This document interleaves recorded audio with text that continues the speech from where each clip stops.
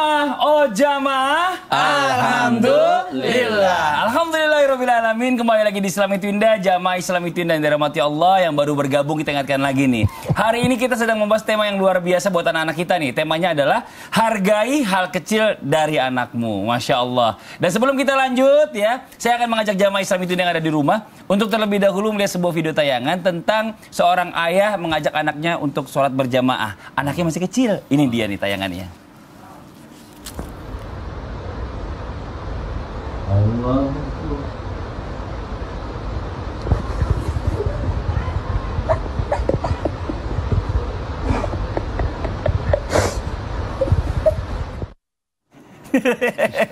Ya emang begitu ya anak ya. Ini ada aja kucingnya taruh juga ikut bareng sholat ini, Masya Allah. Tapi luar biasa buat jamaah Islam Itu yang ada di rumah. Kalau anak udah mau ikut sholat bareng itu, mau bagaimana bentuknya jangan dilarang dulu ya Bib ya. Kadang kita mau ngajak anak buat sholat aja tuh, buat berjamaah tuh susah. Kadang-kadang sampai kita sebagai orang tua kita iming-imingin, ayo yang pinter sholatnya nanti papa kasih hadiah. Wah, tapi pertanyaannya, boleh nggak sih Bib sebenarnya kayak gitu? Takutnya tadi nih anak setiap mau sholat berpikir ada imbalan terus di otaknya. Mau dijawab penjelasan ini Bib nih. Tafadhol. Izin semuanya Ustaz Maulana, Sasya Mas Fadli. Bismillahirrahmanirrahim. Masya Allah. Kalau kita lihat Viti tadi, artinya bagaimana seorang ayah mengajarkan. Memang begitu. Pendidikan ini masih kecil. Jadi contohnya misal Ustaz Maulana nih, yang nggak kecilan ya, nggak? Masih kecil. Ya. Ini ibarat Ali ya. Oh Ali. Ali udah agak gede ya sekarang ya. Ali udah 2 tahun. Tapi kan. kok Ali nggak mancung kayak papanya?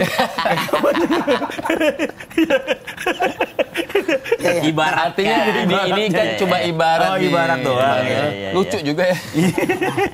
Ya kan banyak gerak. Banyak gerak anak kalau mau sholat. Aduh. Jadi kayak Rasul Shallallahu Alaihi Wasallam. Kalau kita lihat Rasul itu kan ada Sayyidina Hasan, ada Sayyidina Husain. Sayyidina Hasan sama Sayyidina Husain kan artinya bersolat sama Rasul. Diajak sholat bersama Rasul Shallallahu Alaihi Wasallam. Tapi waktu lagi Nabi sholat, dia malah naik ke atas, kan artinya gangguin Nabi. Tapi Nabi sampai dilamain sujudnya. Maaf, aku nggak mau lakukan. Artinya sampai Rasul itu sangat artinya cinta dengan anak-anak dan mendidik anak-anak itu, mendidik anak-anak sampai Rasul itu apa ya? Sayyidina Hasan sama Sayyidina didiemin sampai dipanjangkan sujudnya sama Rasulullah. Jangan sampai itu anak terganggu malah untuk main. Apa? Mohon maaf, Bi. Kan kalau kita sholat sama anak kan gerakannya banyak, macam-macam. Baru kayak kemarin saya sholat sama Anwar. Ya Allah, aku berdua kan berjamaah. Dia maju ke depan. Aduh, gimana ceritanya? Nggak masalah, Ustaz. Jadi nggak masalah. Misalnya kita contoh, misal cara mengajarkan anak pertama, misalnya cara mengajarkan anak sebelum kata hadiah. Iya. Tapi boleh saja, misalnya anak kasih Abdullah atau Ali atau Ahmad, ayo yang mau ikut habis sholat berjamaah nanti dapat permen. Jangan juga hadiahnya besar-besar, bapaknya bangkrut. Oh iya benar. Sholat dapat mobil, sholat dapat motor, ya habis kita. Itu anak rajin sholat plus kita jual rumah akhirnya kan gitu. Jadi hadiah seperti Allah itu misalnya Allah aja ngasih manusia tuh iming-iming. Misal contoh yang rajin sholat masuk surga yang pertama. Pertama kali yang dihisab sama Allah sholat. Artinya Allah pun Allah Subhanahu Wa Taala mengapresiasi. Ente orang ngapain sih nih? Dengerin Nabi. Oh iya. Dengerin Nabi, yuk balik dulu ke tempat deh. Sambil dulu deh.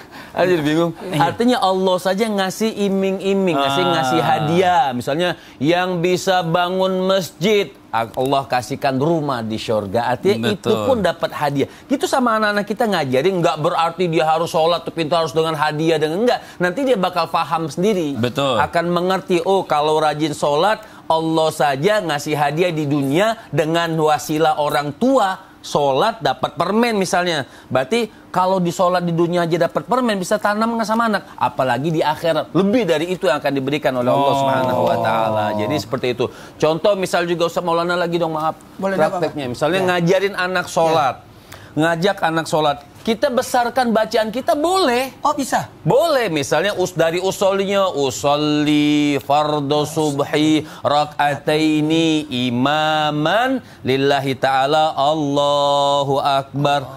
Jadi anak itu ngikutin kan, dia ngikutin kita. Sampai Allahu Akbar kabiranya pun kita gedekan nggak masalah bacanya. Nggak masalah. Allahu Akbar kabira walhamdulillahi katsira wa subhanallahi bukrata.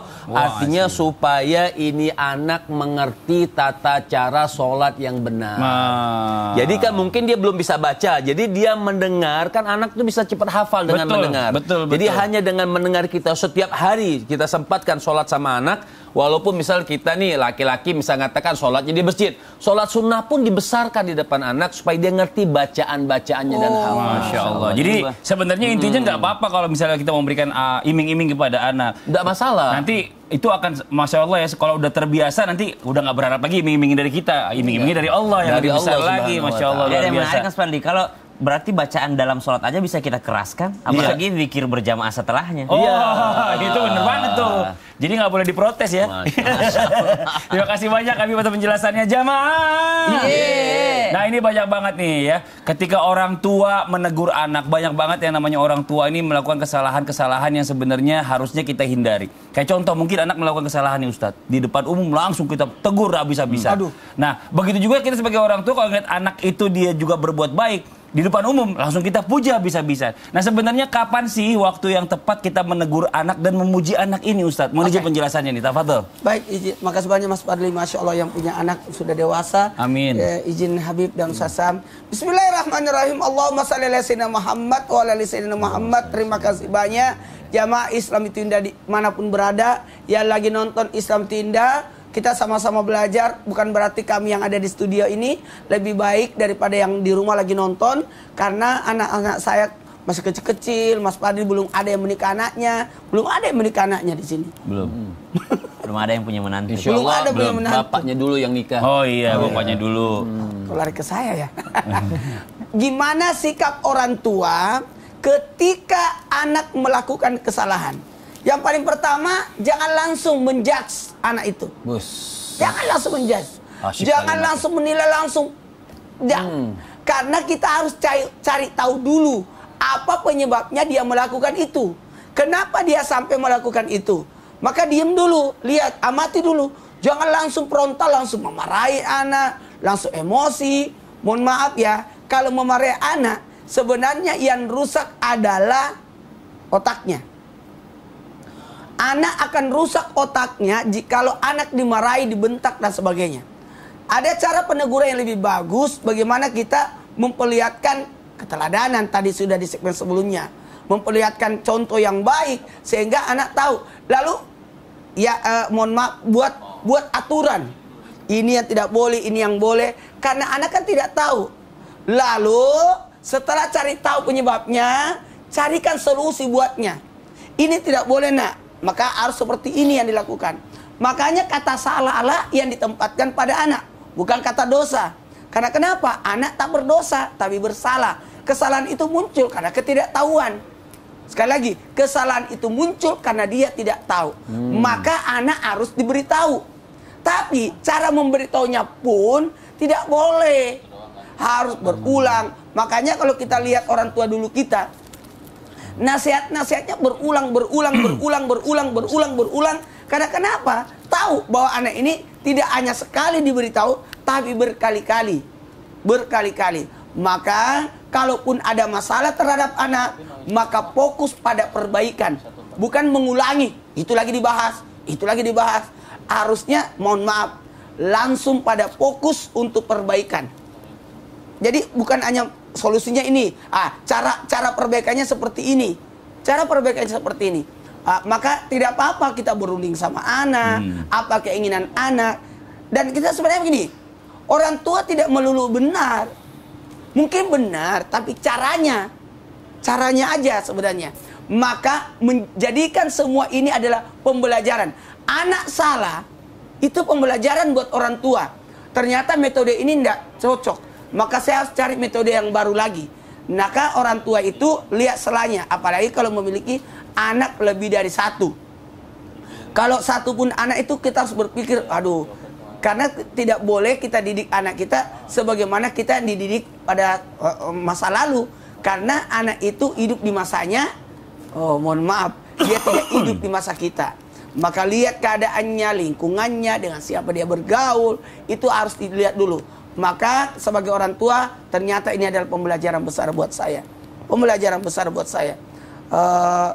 Kemarin anak Naura nelpon, abah gini, aduh kaget saya. Kita ketemu aja dulu ya. Ternyata dia cuma bercanda. Jadi tidak bisa kita langsung, kita kaget langsung marah, tidak. Ternyata dia cuma bercanda karena anak-anak itu dunianya adalah dunia main. Dunia manji. Mainannya aja beda. Dulu kita sendal jepit kita potong jadi ban. Sekarang kan remote. Kaleng bekas ya dulu ya. Buat nyalain pakai ini lampu-lampu gitu. Mohon maaf. Saya beda. Oh beda? Ban bekas. Oh iya, ban gede, ya Allah. Ban bekas diginiin. Iya. Masih ingat gak? Hitam tangannya semuanya dong berarti. Enggak dong. Aku kan pakai kayu. Kayu. Makasih namanya banyak. Pak Dende. Oh iya, makasih banyak Ustaz Maulana atas penjelasan tentang ban bekasnya tadi. Nah, buat jamaah Islam itu yang ada di rumah nih, Masya Allah ya, luar biasa ya. Mendidik masalah anak ini kayaknya kita harus terus belajar nih sebagai orang tua. Kalau nggak kita jadi orang tua yang kolot, kata Ustaz Maulana. Dan sekarang kita lanjut lagi, kita akan membacakan pertanyaan yang masuk yang ada di sosial media Islam itu Indah. Kalau gitu langsung aja kita masuk ke segmen Tanya Dong Ustadz. Kami semua tanya dong Ustadz. Dari Instagram hamba Allah. Assalamualaikum. Saya ingin bertanya Ustadz, bagaimana jika orang tua kita pilih kasih terhadap anak-anaknya? Dan bagaimana jika orang tua kita sering tidak menghargai kita dan melukai perasaan kita? Bahkan saya tidak pernah dipuji jika saya mendapat juara. Dan pokoknya saya salah melulu Ustadz. Apakah jika saya sakit hati terhadap sikap dan perbuatan orang tua saya itu, saya berdosa? Atau saya harus bersabar saja? Terus sampai kapan dong? Ustadz, semoga dijawab. Islam itu indah. Ustadz Syah, mohon izin dijawab nih. Sampai kapan harus bersabar, anak gak pernah dipuji?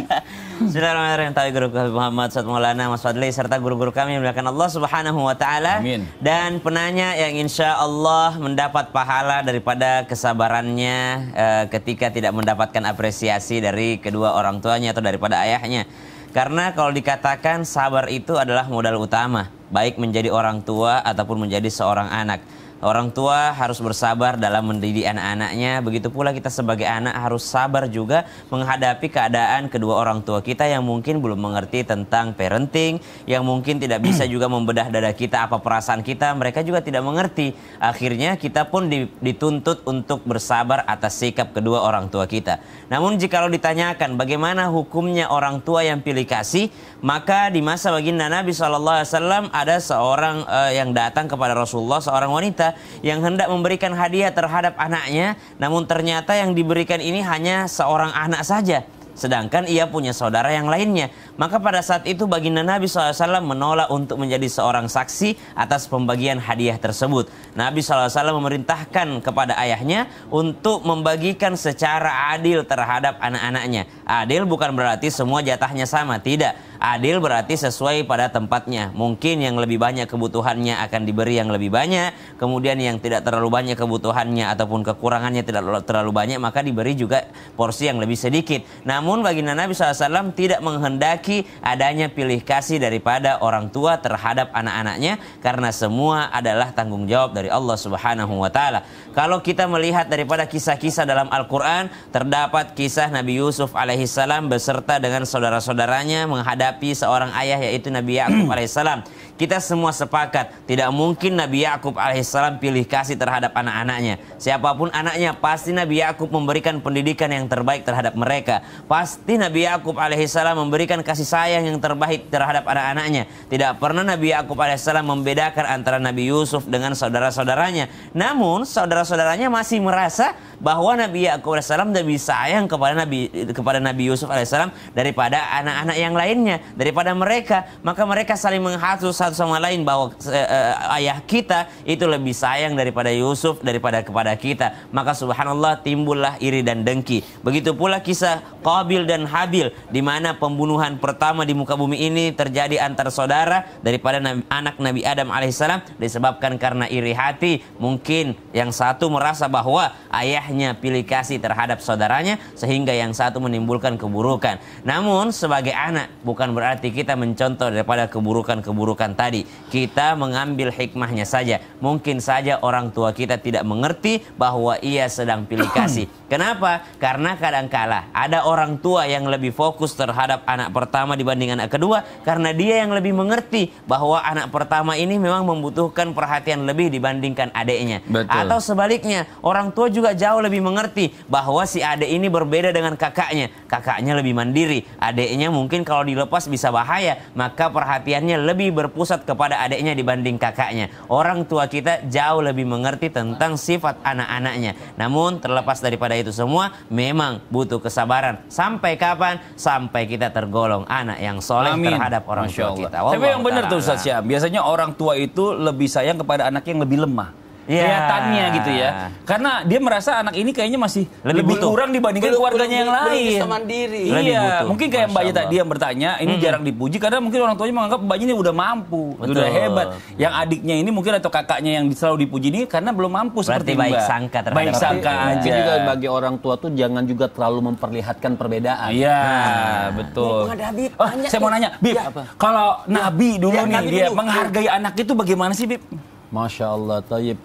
Hadihil mas'ala yahtaj ila bahthin tawil. Ini amin gak Ustaz Syam? يعني كان الرسول صلى الله عليه وسلم كيف نسأل يعني يقال كيف يعلم Tadi رسول bahasa صلى الله Makassar, sekarang عليه bahasa Arab. وسلم Kalau banyak yakninya tidak, bukan doa berarti. Bukan doa. Ya, kalau banyak yakni. الأولى بالتوحيد والثاني بالأخلاق والثالث ما Saya شاء nggak ngerti. الله Aku lagi terima. Saya cari translate dulu ya. Yang di rumah jangan kemana-mana. Nanti kita jelasin setelah yang satu ini ya. Tetap di Islami Tindak. Kita cari translate dulu. Jamaah. Oh jamaah. Alhamdulillah. Yang nulis teks siapa nanti? Jadi kalau banyak yakni itu bukan doa berarti. bukan doa. Yakni itu. Oh gitu.